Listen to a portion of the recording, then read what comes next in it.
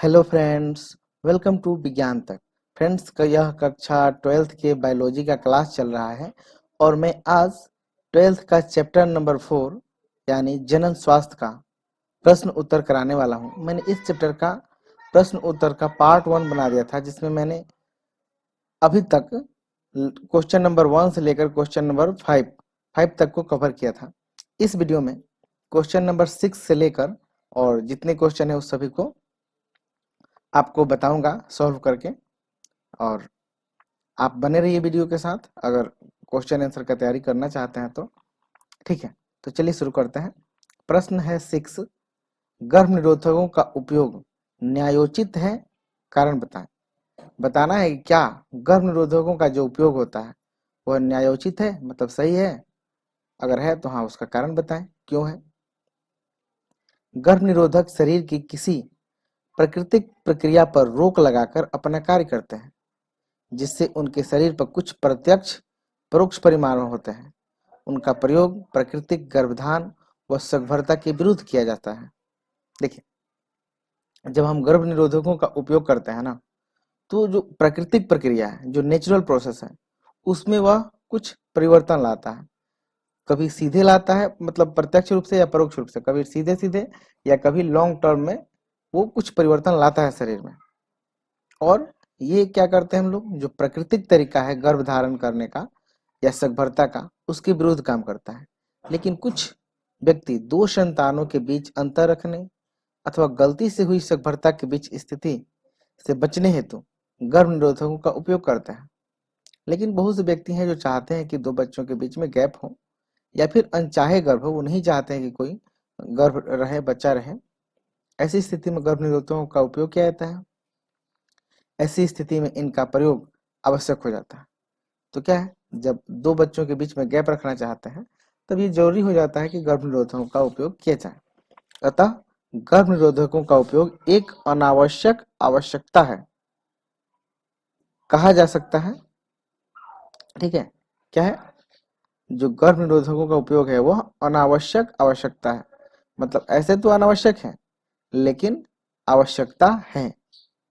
इसलिए हम कह सकते हैं, यहाँ पे लिखिएगा, इसलिए, मतलब ऐसे नहीं लिखना है, ऐसे लिखिएगा, इसलिए हम कह सकते हैं कि गर्भ निरोधकों का उपयोग न्यायोचित है। ठीक है। प्रश्न संख्या 7, जनन ग्रंथि को हटाना गर्भ निरोधकों का विकल्प नहीं माना जा सकता, क्यों। प्रश्न पूछा जा रहा है कि अगर जनन ग्रंथि को ही हटा दें तो वह गर्भ निरोधक का विकल्प नहीं हो सकता। मतलब ऐसा नहीं हो सकता कि गर्भ निरोधक की जगह पे आप क्या करें, जनन ग्रंथि ही हटा दें। ठीक है, ऐसा क्यों है, तो चलिए आंसर जानते हैं। उत्तर, जनन अंग या ग्रंथि, जनन अंग संतान उत्पन्न करने वाले अंग होते हैं। वृषण में शुक्राणु तथा अंडाशय में अंडाणुओं का उत्पादन होता है। साथ ही यह अंतःस्रावी ग्रंथियों की भांति भी कार्य करते हैं। तो देखिए, जो जनन अंग है, जैसे नर में वृषण होता है, मादा में अंडाशय होता है, तो ये जो वृषण और अंडाशय है, ये केवल शुक्राणु और अंडाणु का उत्पादन नहीं करते, बल्कि अंतःस्रावी ग्रंथि का भी कार्य करते हैं। अंतःस्रावी ग्रंथि के कार्य का मतलब है कि वो हार्मोन्स का भी स्राव करते हैं। गर्भ निरोधकों का उपयोग संतति नियंत्रण के लिए किया जाता है।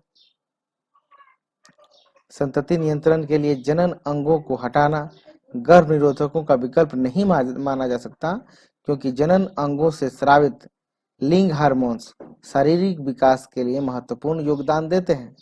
वही मैंने आपको बताया कि जो ये जनन ग्रंथियां होती है, ये अंडाणु शुक्राणु बनाने के अलावा कुछ महत्वपूर्ण हार्मोन्स का निर्माण करती है, और उन हार्मोन्स से हमारे शरीर में कई तरह के विकास होता है। इसलिए उन ग्रंथियों को अगर हम लोग हटा देंगे तो विकास रुक जाएगा। इन हार्मोन्स के अभाव में मानसिक शारीरिक समस्याएं उत्पन्न हो सकती है। ठीक है, अगर हट जाएगा तो क्या होगा, मानसिक शारीरिक किसी भी तरह की समस्या उत्पन्न हो सकती है। एक गर्भ निरोधक का कार्य युग्मकों को आपस में मिलने से रोकना, निषेचन व सगर्भता या अंतरोपण रोकना है। इनका कार्य युग्मक उत्पादन रोकना नहीं है। अतः जननों को हटाना गर्भ निरोधकों का विकल्प नहीं माना जा सकता। ठीक है, जो गर्भ निरोधक होते हैं वो क्या करते हैं, युग्मकों को आपस में मिलने से रोकते हैं। ठीक है, आपस में रोकने से मिलते हैं। या फिर कुछ होते हैं जो निषेचन या सगभरता को रोकते हैं या अंतरोपण को रोकते हैं। कई तरह के गर्भ निरोधक होते हैं, तो उनका कार्य क्या होता है? युग्मक को मिलने से रोकना, निषेचन रोकना या फिर अंतरोपण होता है, लेकिन वे युग्मक उत्पादन को नहीं रोकते हैं। इसलिए जनदो मतलब जनन ग्रंथियों को हटाना गर्भ निरोधकों का विकल्प नहीं माना जा सकता। ठीक है, इसकी जरूरत नहीं है, ये एक्स्ट्रा है। प्रश्न संख्या 8, उल्बवेधन एक घातक लिंग निर्धारण जांच प्रक्रिया है जो हमारे देश में निषेधित है। क्या यह आवश्यक होना चाहिए? टिप्पणी कीजिए। मतलब आपको बताना है कि जो गर्भ निरोध ये उल्बवेधन है वह एक घातक लिंग निर्धारण है। ठीक है, यानी एक जांच की घातक प्रक्रिया है और ये हमारे देश में निषेधित भी है, मतलब रोक लगा हुआ है। क्या यह आवश्यक होना चाहिए? मतलब क्या ऐसा होना चाहिए, और क्या होना चाहिए मतलब आपका क्या विचार है उस पर टिप्पणी करना है। तो देखिए, उल्बवेधन को इंग्लिश में कहते हैं एमनियोसेंटेसिस। भ्रूण एक एमनियोटिक तरल में तैरता रहता है। जो भ्रूण होता है यानी एम्ब्रियो, वह एमनियोटिक तरल में तैरता रहता है। इंजेक्शन सुई की सहायता से माता के गर्भ से इस तरल का एक सैंपल लिया जाता है। ठीक है, तो भ्रूण किस में तैरता है? एमनियोटिक तरल में। अब डॉक्टर क्या करते हैं, इंजेक्शन की सहायता से उस माता के गर्भ में से उस तरल पदार्थ को यानी एमनियोटिक तरल को एक सैंपल के रूप में निकालते हैं। तरल में स्थित कोशिकाओं का संवर्धन करने के पश्चात कोशिकाओं के गुणसूत्र का निरीक्षण करके भ्रूण के लिंग का पता लगाया जाता है। ठीक है, उसके बाद उसमें जो कोशिकाएं होती हैं उन कोशिकाओं का संवर्धन किया जाता है और उसके बाद भ्रूण का पता लगाया जाता है। अनेक बार यह देखा जाता है कि जब पता चलता है कि भ्रूण मादा है तो एमटीपी यानी मेडिकल टर्मिनेशन ऑफ प्रेगनेंसी यानी चिकित्सकीय सगर्भता समापन द्वारा भ्रूण को गिरा दिया जाता है। यानी कई बार माता पिता को पता चलता है कि जो भ्रूण है वह मादा के रूप में है, तो लोग क्या करते हैं कि उस बच्चे को मार देते हैं। किस विधि द्वारा? एमटीपी द्वारा। इसे समाज में पुरुष और स्त्रियों के अनुपात के बिगड़ने की संभावना बढ़ रही है। अब इस स्थिति में क्या होगा कि पुरुष और स्त्री का अनुपात बिगड़ जाएगा, यानी पुरुष अधिक हो जाएंगे, स्त्रियां कम हो जाएंगी। बढ़ती कन्या भ्रूण हत्याओं को दृष्टिगत रखते हुए प्रतिबंध आवश्यक है। इसलिए अगर भ्रूण हत्याएं बढ़ रही है, कैसी भ्रूण हत्या? कन्या भ्रूण हत्या, यानी लड़कियों को मारा जा रहा है, तो ऐसा प्रतिबंध जरूरी है, होना चाहिए। हमारा संविधान व्यक्तियों में लिंग के आधार पर भेद करने की आज्ञा नहीं देता। यानी हमारे संविधान में लिखा है कि कोई व्यक्ति लिंग के आधार पर किसी से भी भेदभाव नहीं कर सकता। नैतिकता की दृष्टि से भी सभ्य समाज में यह घृणित अपराध है, अतः इस पर रोक उचित है। इसलिए इस पर रोक लगना चाहिए। प्रश्न संख्या है 9, बंध दंपतियों को संतान पाने हेतु सहायता देने वाली कुछ विधियां बताएं। मतलब आपको कुछ ऐसी विधियां बताना है, कुछ ऐसी विधियां बतानी है जिससे बांध दंपतियां भी संतान सुख ले सके, उन्हें भी संतान हो सके। अब आंसर देखते हैं।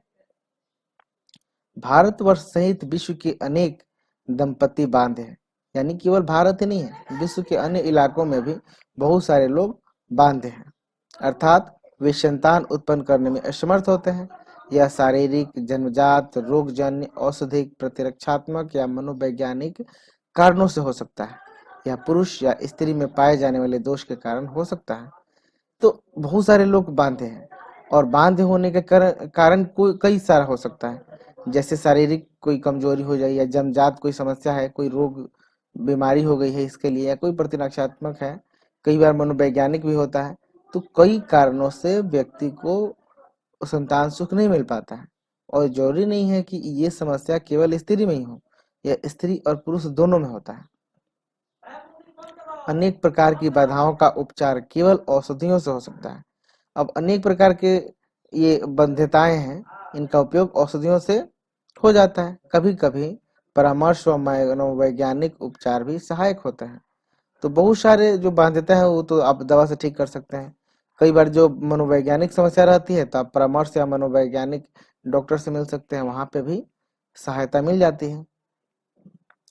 इसके अतिरिक्त कुछ और उपाय हैं, जैसे विशिष्ट स्वास्थ्य सेवा इकाइयाँ यानी बाध्यता क्लिनिक, इनफर्टिलिटी क्लिनिक्स, जो बाध्यता क्लिनिक होती है, निदानिक जांच में सहायता एवं उपचार करके बांध दंपतियों को संतान प्राप्त करने में मदद दे सकते हैं। इन तकनीकों को सहायक जनन प्रौद्योगिकी यानी असिस्टेड रिप्रोडक्टिव टेक्नोलॉजी ERT कहते हैं। अब देखिए, दवा से अगर नहीं होता है संतान, तो इसके अलावा कुछ विशेष विधियां हैं, और उन विधियों को कौन हैंडल करता है, तो ये इसके लिए होता है विशिष्ट स्वास्थ्य सेवा इकाई, ठीक है, जो बाध्यता क्लिनिक यानी इनफर्टिलिटी क्लिनिक्स के रूप में जाने जाते हैं। यहाँ पे विशेष तकनीकों का यूज करके ये संतान उत्पन्न किया जा सकता है।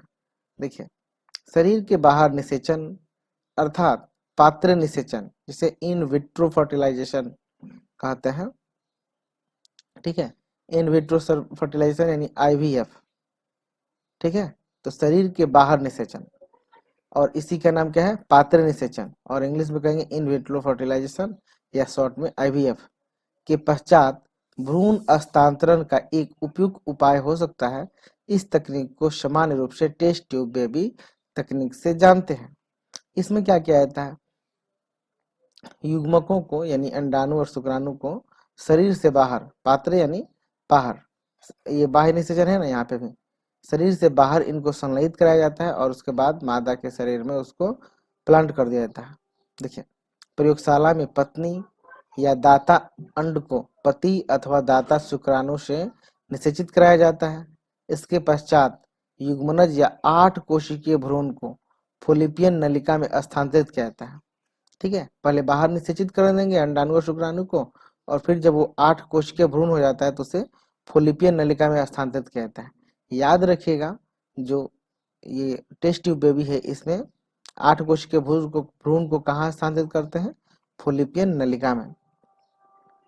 8 कोशिकाओं से अधिक विकसित होने पर भ्रूण को गर्भाशय में स्थानांतरित कर दिया जाता है। इसे इंट्रायूटेराइन ट्रांसफर कहते हैं, यानी IUT, ठीक है। जिन स्त्रियों में गर्भधारण की समस्या होती है, उनकी फोलिपियन नलिका में बने भ्रूण को अन्य स्त्री के गर्भाशय में स्थानांतरित किया जा सकता है।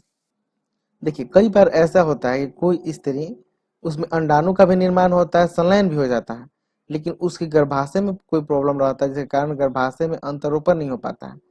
इसलिए ऐसी स्त्रियों के भ्रूण को क्या करते हैं, निकाल करके और किसी दूसरी स्त्री की गर्भाशय में स्थानांतरित किया जा सकता है। जिन स्त्रियों में अंडाणु उत्पन्न नहीं हो सकते, लेकिन निषेचन और भ्रूणीय विकास के लिए उपयुक्त वातावरण प्रदान कर सकती हैं, इसके लिए दाता स्त्री से अंडाणु प्राप्त करके इनकी फोलिपियन ट्यूब नलिका में स्थानांतरित कर दिया जाता है। इसे गैमेट इंट्राफोलिपियन ट्रांसफर कहता है, ठीक है।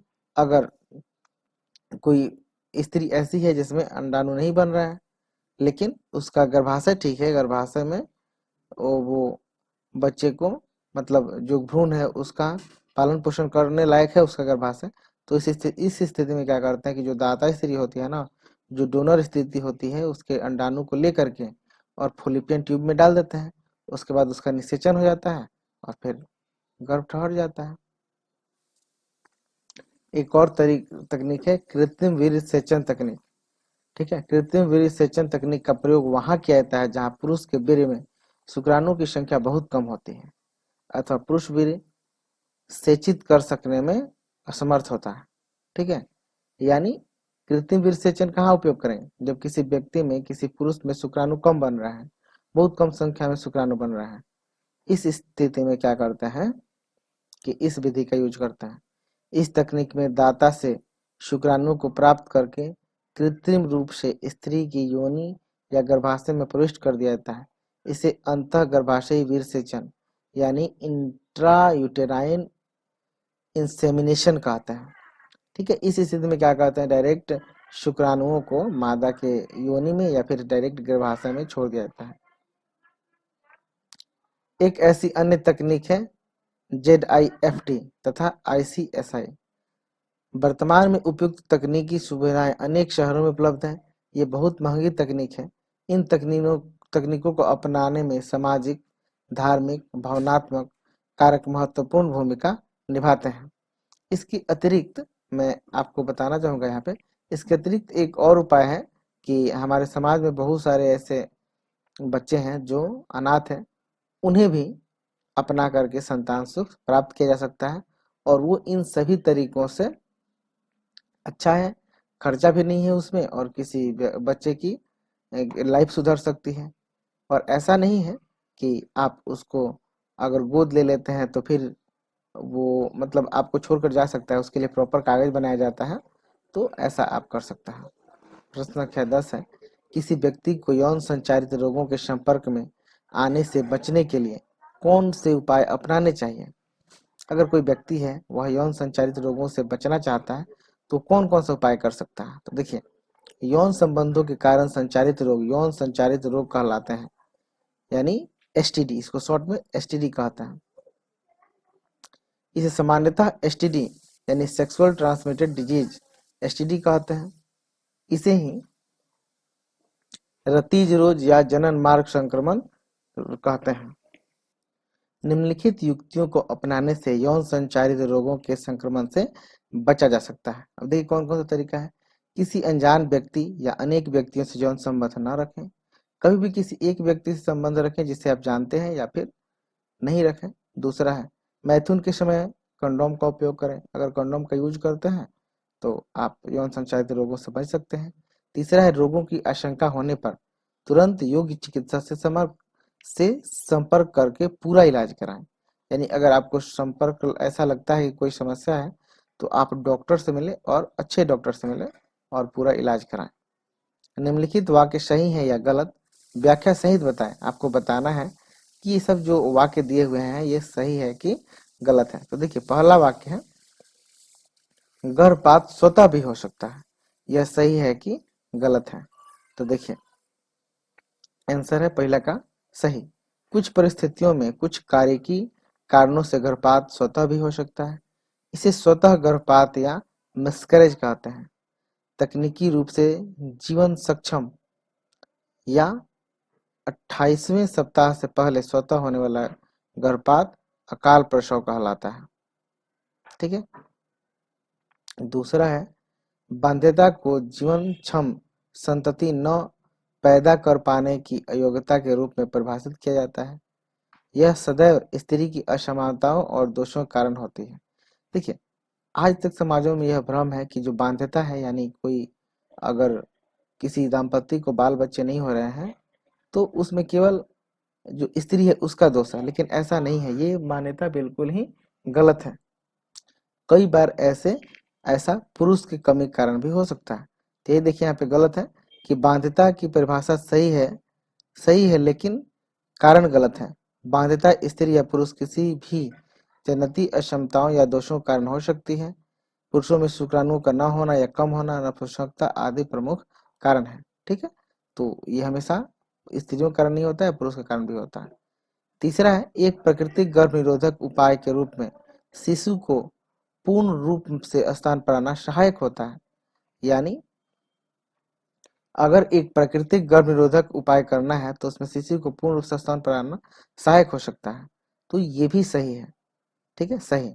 शिशु को पूर्ण रूप से स्तन पाना गर्भ निरोधक उपाय है क्योंकि इसके इसके फलस्वरूप अंडोत्सर्ग आवर्त चक्र प्रारंभ नहीं होता है। प्रसव पश्चात लगभग 4 से 6 माह तक की अवधि सफल मानी जाती है। इस अवधि में गर्भधारण के अवसर लगभग शून्य होता है। यानी अगर किसी को कोई बच्चा हुआ है और उसकी माँ अपने बच्चे को पूर्ण स्तनपान कराती है यानी पूरा दूध पिलाती है तो 4 से 6 महीने तक उसका आवर्त चक्र रुका रहता है, यानी जो मेंस्ट्रुअल साइकिल रहता है वह रुका हुआ रहता है, अंडोत्सर्ग नहीं होता है। इसलिए वहां पे क्या हो सकता है, गर्भधारण नहीं हो सकता, यानी यह प्राकृतिक गर्भ निरोध का कार्य करता है।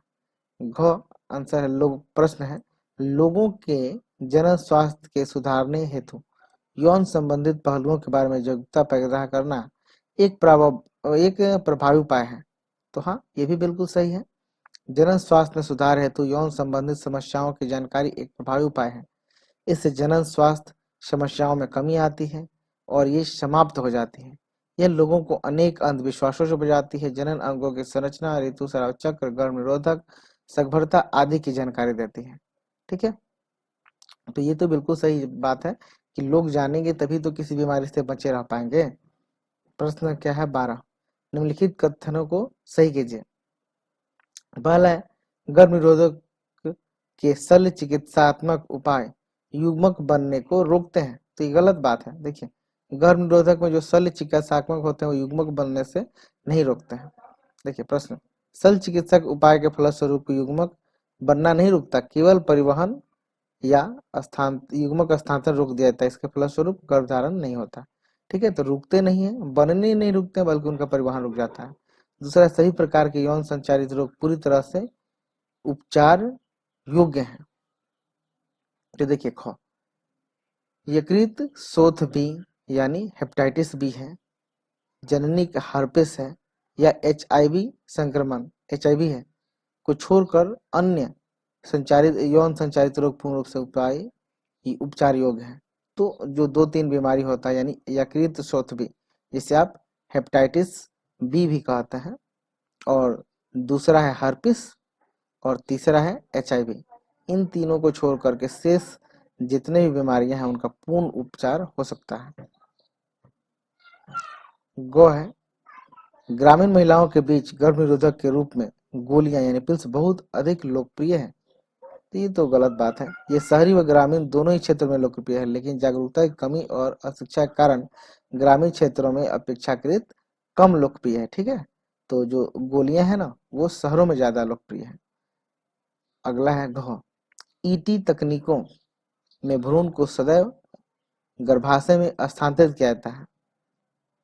ईटी यानी एम्ब्रियो ट्रांसफर, तो एम्ब्रियो ट्रांसफर यानी ईटी स्थानांतरण तकनीकों में शरीर से बाहर अंड का निषेचन यानी पात्री निषेचन कराकर युग्मक या 8 कोशिकीय भ्रूण को फॉलोपियन ट्यूब में स्थानांतरित किया जाता है।